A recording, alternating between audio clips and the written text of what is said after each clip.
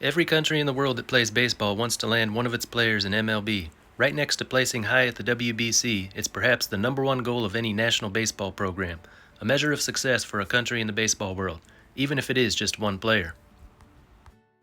23 countries and territories are represented in MLB in 2023, and players from 63 countries and territories have played in MLB throughout its history. Only going by birthplace, of course. For some of those countries, their MLB representative didn't stay long after birth, and he grew up and learned to play the game in a different country, usually the US.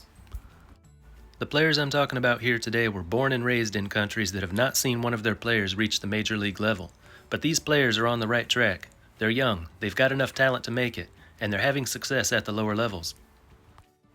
And their success comes despite growing up without good competition around them. In some of these countries, it's hard to find a proper playing field or play with the right equipment.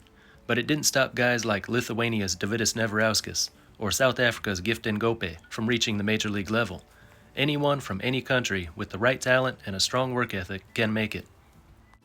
I did a video similar to this a couple years ago. It was called 7 Countries That Could Soon See Their First MLB Player. Some of those countries you'll see again on this one, others you won't. China and Russia at one time had good prospects in the lower levels of the MLB system. Not anymore. I mentioned India and Pakistan in that video. They didn't have any prospects then, and they still don't today.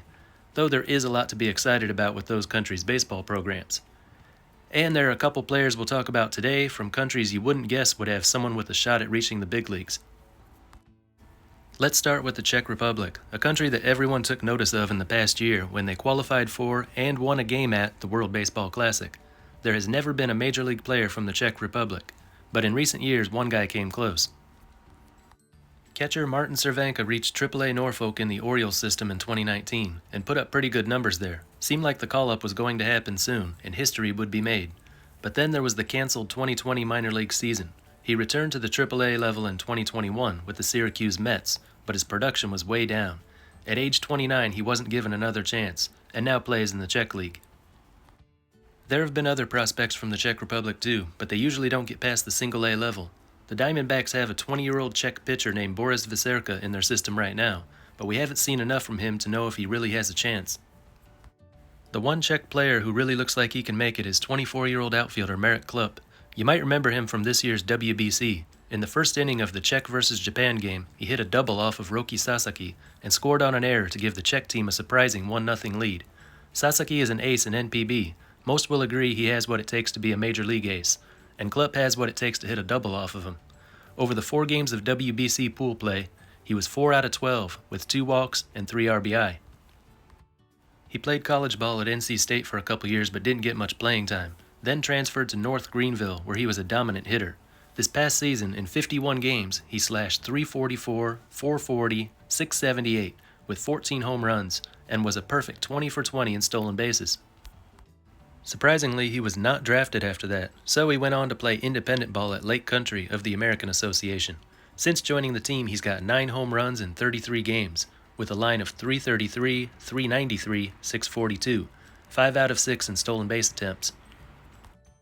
So while teams may have been reluctant to draft him since he was already 24 and didn't put up big numbers at a major college, he is producing in independent ball. When a young player is doing that good on an independent league team, it usually opens the door for him to get into the major league system with some team. We should see him signed by a major league team this offseason, and we'll see if he can carry that momentum into minor league play. If he doesn't get signed, well, he could become the first Czech player in NPB. Teams in Japan have had some success signing hitters from independent league teams in recent years, so they may give Klup a try if no MLB team is interested. And why not? We saw what he could do at Tokyo Dome last March. Maybe he could do that over a whole season. Next door to the Czech Republic is Slovakia. In fact, they used to be the same country until just a few decades ago. Unlike their neighbor, Slovakia does not have a history of putting prospects in the major league system. They haven't participated in any WBC qualifiers, not even close to making it. Baseball is played a lot less there. So wouldn't it be something if Slovakia got its first major league player before the Czech Republic did? That's entirely possible, with a left-handed pitching prospect named Adam Mako. Mako was born in Bratislava, the capital of Slovakia, and was first introduced to baseball there at the age of 7 and joined a local team. He taught himself how to pitch watching videos of David Price and Justin Verlander and trying to copy their technique. When he was 12, his family moved to Ireland, where he played on a Little League team for a couple years. At the age of 14, the family moved to Alberta, Canada, where he was able to attend a high school known for producing baseball talent. And he did a great job there, good enough to get drafted by the Seattle Mariners in 2019. From 2019 to 2022, he played in the Mariners system, from rookie league to high single A. In the offseason following the 2022 season, he was dealt to the Toronto Blue Jays. Now 22, his numbers for the season don't look great. At high single A Vancouver, he's made 19 starts, 81 innings, ERA 5.11, WHIP 14.07, 10.9 strikeouts per 9 innings. But he's doing better towards the end of the season. He's striking out more batters and allowing fewer runs. He had a tough time at the beginning of the season because he was getting more starts and throwing more innings. Now he appears to be adjusting to that. And he's doing this as a starting pitcher. If things don't work out as a starter, they could always try putting him in the bullpen.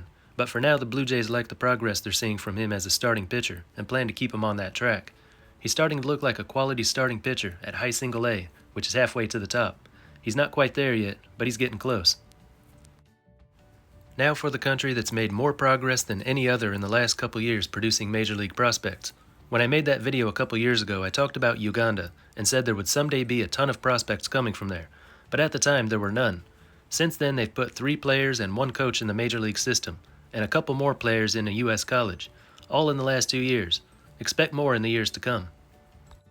The LA Dodgers signed a pair of young players from Uganda in the offseason after the 2021 season, the first from that country to ever sign with a major league team. Only natural since the Dodgers had been running an academy in Uganda for several years now. But those two aren't doing so well right now. 22-year-old Umar Male, who mostly plays in the outfield, is one. 2022 in the Dominican Summer League. 18 games, 54 plate appearances, 9 out of 45 at the plate. Slash line of 200, 333, 333. This year at the Arizona Complex League, rookie level, he's made just 20 plate appearances, 3 out of 19 batting, with a line of 158, 200, 316.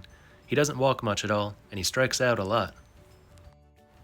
The other one is a right-handed relief pitcher, Ben Serenkuma, who will turn 22 this month. He showed some promise at the Dominican Summer League last year. 12 relief appearances, 21 1/3 innings, ERA 2.11, WHIP 9.84, 8.0 strikeouts per 9. But this year at the Arizona Complex League, his ERA shot up to 5.23 in 10 appearances. He was given a couple appearances in low single A, but it was even worse there. Across the 2 levels, he does have 13.8 strikeouts per 9, which is really good, but he also walks a lot of batters. A lot of the talk about baseball in Uganda this year has been about Dennis Kasumba. He just turned 20 a week ago and has made a name for himself with the scenes of him training in his home country. It's really amazing the dedication he has and how he pushes himself with whatever equipment he can use, often practicing in the mud. It should be shown to any American teenager who complains that his school's weight room isn't big enough. This summer he got a chance to prove himself in the MLB Draft League. He played in 10 games, 23 plate appearances, 0 for 19, striking out 15 times. The only positives were that he drew 3 walks and had 1 RBI, and didn't commit any errors in the 3 games he started at catcher. He remains dedicated to his goal of reaching the major leagues, and it would be a great story if all his hard work pays off and he finally makes it someday. But right now I would not include him nor either of the Dodgers prospects as possibilities for a Ugandan player to reach the major league level in the next few years. If you follow me over on X, you probably know the player I had in mind for this. 17-year-old reliever David Matoma. I was posting updates about him over the summer. He was signed by the Pittsburgh Pirates last offseason. He made big news before he ever got to play, when he recorded a 100-mile-an-hour fastball. Now, that may have been a hot gun, who knows, and if he did throw a 100-mile-an-hour fastball, he doesn't sit at 100. He averages in the low 90s, but still, low 90s for a 17-year-old is very good. This season in the Dominican Summer League, he was injured for a little while, didn't play the entire summer, but when he was out there, he was fantastic. Playing for Pirates Black and later Pirates Gold, he totaled 16 2/3 innings without allowing a single run, ERA 0.00. He did give up 12 hits and 7 walks for a WHIP of 1140, so he wasn't a perfect pitcher, and it caught up to him in the postseason. In Game 2 of the final series, he threw 1 1/3 innings, 3 walks, 1 hit, and 2 runs allowed. For the whole postseason, 3 2/3 innings, with those 2 runs allowed for an ERA of 5.40. Put together the regular season and postseason, he threw 20 innings and just had that 1 bad appearance. And yes, it is just the Dominican Summer League, the bottom of the major league system. Some pitchers dominate at the lowest levels, then quickly die out as they move up. That's due to having a limited variety of pitches. Some young guys rely on their fastball, and that stops working at some point. Matoma has a good fastball, but that's not all he's got. He also throws a good slider, and has been working on developing a changeup this summer. There have been 34 baseball players born in Australia to reach the major league level, including a few active players now. You would expect neighboring New Zealand to produce at least a few, but to this date there have been no major league players from New Zealand. A few have come close, but no Kiwi has ever made it to the top. For a while there, we thought right-handed pitcher Kyle Glogoski was going to be the first. In 2019, as a Phillies prospect, he made 11 starts at high single-A Clearwater, posting a 1.88 ERA in 52 innings. In 2021, he was given one chance in AAA, but allowed 6 runs, including a home run, and 3 walks, in 1 inning of work. Wasn't good at AA either. This year he's pitching in AA Chattanooga of the Reds organization, and he's been moved to the bullpen. But in 7 games, 9 1/3 innings, his ERA is 8.68, with a whip over 2.5. It's not over for him yet, but right now it's not looking promising. But there's a new hope now with Clayton Campbell. He plays at first, third, and sometimes catcher, and he'll turn 20 this month. This is only his second year in the Detroit Tigers system. He struggled at the rookie level last year, with a 149 average and 1 home run in 37 games. But this year at the rookie level, he slashed .284, .416, .514 in 33 games. At single-A Lakeland, he's made 33 plate appearances with an on-base percentage of .364. Though his average needs to come up, it's at .222 now. He's got a little power and a little speed. Across the 2 levels this year in 41 games, he's hit 4 home runs and is 5 for 5 in stolen base attempts. Defensively, he played only at first base in single-A, where he's committed some errors after being perfect on the field as a first baseman at the rookie level. But it's only 8 games, so it's hard to judge him yet. If he's going to make it to the major league level, it's probably going to take him a few years, as he seems like the type who takes a while to get adjusted at each level. Not sure what position he'll play, but if he can keep hitting the ball consistently, they'll find a way to keep moving him up. There have been 7 MLB players born in France, but every one of them moved to the U.S. at a very young age, and that's where they learned to play baseball and develop their talents. We have not yet seen anyone born and raised in France make it to the major league level. And why would we? Ranking the European countries by the strength of their domestic baseball programs, France would probably be number 6. Italy and Germany have each only had 1 homegrown player reach the major league level, and the Czech Republic hasn't even accomplished that yet. But there are 2 young French pitchers who may be ready to put France on the baseball map. In this year's MLB draft, the Chicago White Sox selected right-handed pitcher Matthias Lacombe in the 12th round, only the second French-born player to ever be selected in the draft. 21-year-old Lacombe had just finished his sophomore year at Cochise College in Arizona, where he threw 67 1/3 innings with 97 strikeouts and only 14 walks, with an ERA of 1.74. He's got a fastball that reaches the mid-90s, and he's working on developing a slider. He pitched in the WBC qualifier last year against Great Britain. 1 inning, 1 run, 2 strikeouts. A younger possibility is lefty Ben Couvreur. He really made a name for himself in the under-18 European Championships, at the age of just 15. Almost every pitcher in the under-18 category is 17 or 18 years old. But it didn't matter. He threw a perfect 3-strikeout inning versus Lithuania. A few days later, he pitched against eventual champion Spain, going 3 2/3 innings, allowing 1 run on 3 hits, while striking out 7. 2 weeks later, at the Under-15 World Cup, he tossed a 5-inning no-hitter versus Guam, usually a fairly high-ranked baseball team in the world. In his next game in that tournament versus Colombia, he pitched 5 2/3 innings, allowed 4, and struck out 6.